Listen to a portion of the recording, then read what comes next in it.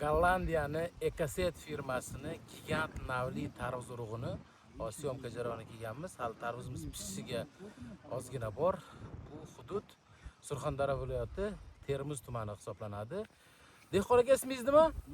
Nurulla akani dala maydoniga tashrif buyurganmiz.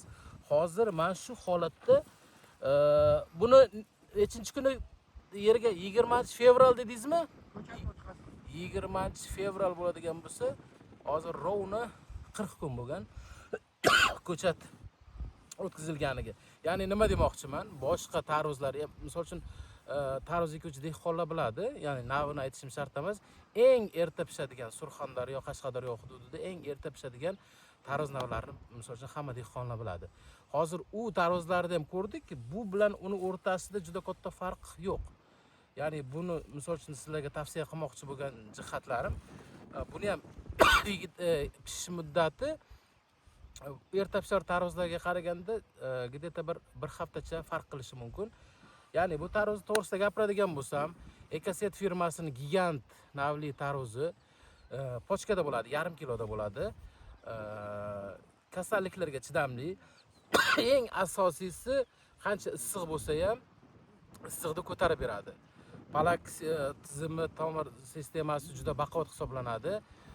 Kimga kerak bo'ladigan bo'lsa pastda raqamlar qoldiramiz. Eng asosiysi ishonchli, garantiyali urug'ni dehqonlarimizga tavsiya qilamiz. Mana ko'rib turibsizlar, hozir pishishiga где-то bir 25 kunlar, adashmasam 20-25 kunlar bor. Balkim endi bir oyga bormasa kerak. Tayyor bo'lganda ham ko'chatlarni olishga kelamiz.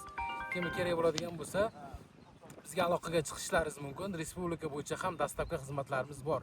Mana hozir ko'rib turganingiz, bu masal tepadan ko'rsatsangiz ham ildiz sistemasi palak bir-biriga juda yaqin borgan. Evan tarvuzni holati, ranglari, tonlari. Bizning kanalimizga obuna bo'linglar, like, kommentariy yozishni unutmanglar. Hozir mana keyingi videolarimizda boshqa tarvuz, yana boshqa qovun ekilgan maydonlarni ham ko'rsatib boramiz. E'tiborlaringiz uchun rahmat, sog' bo'linglar, salomat bo'ling.